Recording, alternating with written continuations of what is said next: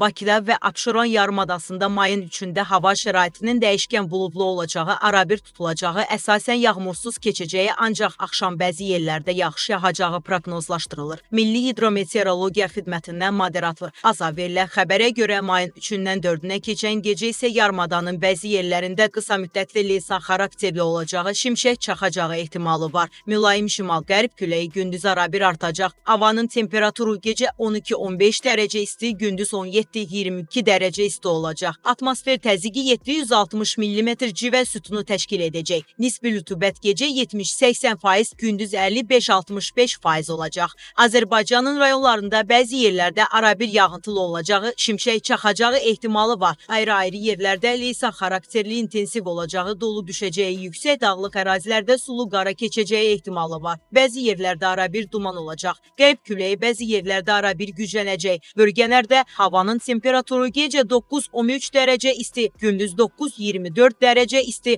dağlarda gecə 2-7 dərəcə isti, gündüz 7-2 dərəcə isti olacaq.